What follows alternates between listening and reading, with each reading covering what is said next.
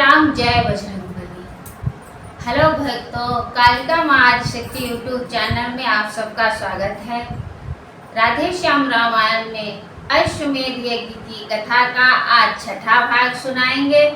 चलिए कथा शुरू करते हैं। कथा शुरू करने से पहले बजरंगबली बाबा का ध्यान करें, क्योंकि जहाँ राम कथा होती है वहाँ बजरंगबली बाबा अवश्य आते हैं। जय बजरंगबली, जय श्री राम। भगवान राम को बीना पे गाकर अपनी सीता माता का चरित्र सुना रहे हैं। उन्हें नहीं पता है कि ये हमारी माँ का ही चरित्र है। सीता चरित्र का गायन बीना पे कर रहे हैं। चलिए सुनाते हैं। जय श्री राम, जय बजरंगबली। रघुवर बोले या कथन है सब भांति उदार, पर ले चलने में तुम्हें बाधक एक विचार। सीते तुम शीघ्र लक्ष्मी का तपसिन बन जाना ठीक नहीं। कोमला कमलनी अबला हो बन बन भटकाना ठीक नहीं। वन में फिरते हैं व्याघ्र व्याल, रजनीचर वनचर रहते हैं। कंकड़ पत्थर पूरित पथ है, संकट पग पग पर रहते हैं। सिया नयन में नीर भर रहकर क्षण भर मौन, बोली दासी के लिए अबला कहता कौन। जो पति पद की सेवकनी है वह तो सुखिया से बढ़कर है। जो साथ रहे स्वामी के वह अबला सबला से बढ़कर है। जैसी मति गति पति की होगी वैसी ही पत्नी की होगी। पति यदि बन देव बने वन में, तो पत्नी बन देवी होगी। स्वामी यदि छत्री सुत है, तो दासी छत्राणी वाला है। रघुवीर खलों को तेज रूप, तो सीता उनको जाला है।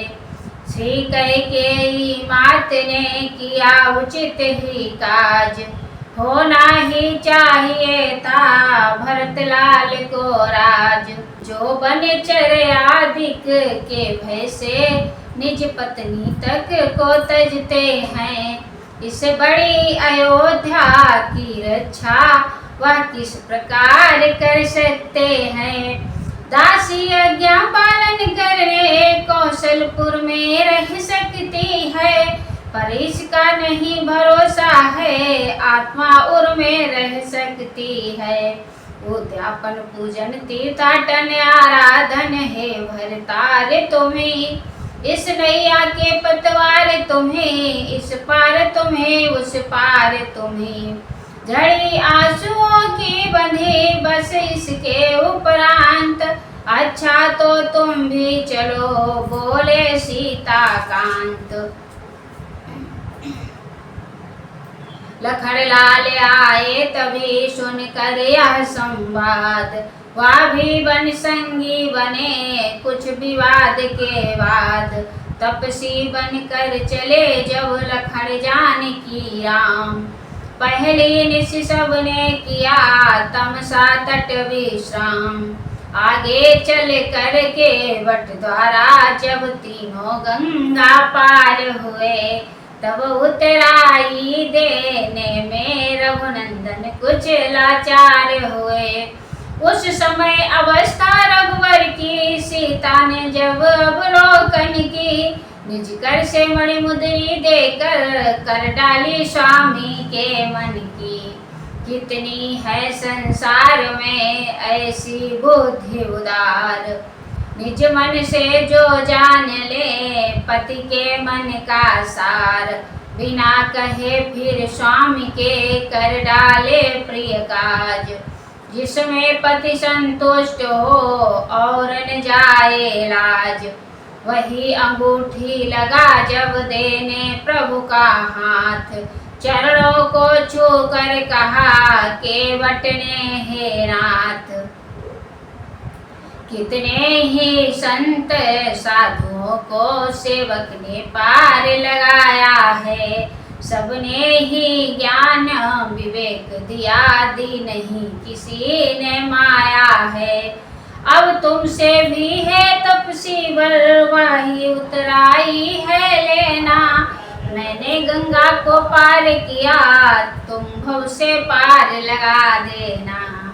तदुपरांत रहमते रहे वन में सिया निवास, चित्रकूट में कुछ दिनों जम कर किया निवास।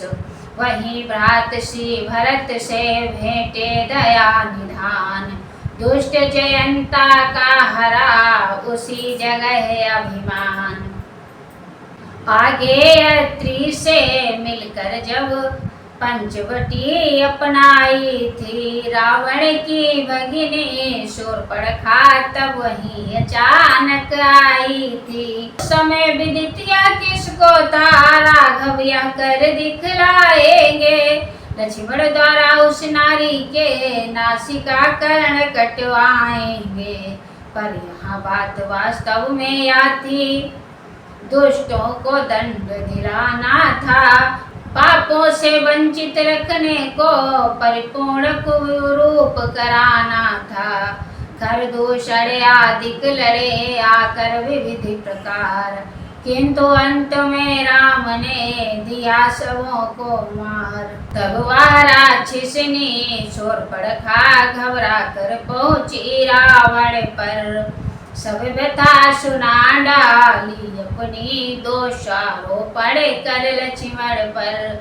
शूरत वीर विवेक धैर्य रावण ने सब संवरण किया, तापस का वेश बना डाला, चोरी से सीता हरण किया। उस हरण समय दशकंधर ने जब अपना नाम सुनाया था, तब आदिशक्ति ने भी उसको ज्योतिर्मय रूप दिखाया था। जब पहचाना सीता माँ को तब शिरना कर लंका लाया, प्रसादों में अनुचित समझा, वन में अशोक के ठहराया।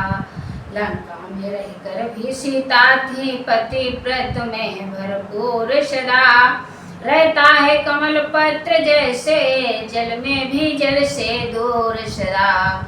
सिया हरण से राम को हुआ इधर संताप, विरही पुरुषों के सदस्य वन में किया विलाप। आगे चल सुग्रीव से बढ़ा मैत्री भाव, वही बाली को मार कर उसे बनाया राव। राजा बनते ही वानरपति राज्यो माद आसक्त हुआ, माया के पति को भूल गया, माया का पूरा भक्त हुआ। तब कौशलपति ने प्रीति सहित कर्तव्य स्मरण कराया था, कपिपति ने सीता खोज हेतु कपिदल सर्वत्र पठाया था। जिस समय अशोक वाटिका में प्रणवीर पवन सुत पहुँचे थे, तब सती साध्वी सीता के आचरण आँख से देखे थे। छुप छुप कर वह संवाद सुना, जब रावण लालच देता था, बदले में राज सिंहनी के अधिकार बराबर लेता था। दशमुख जब कह रहा था, सुन सीता धर ध्यान, मुझसा कोई दूसरा और नहीं बलवान।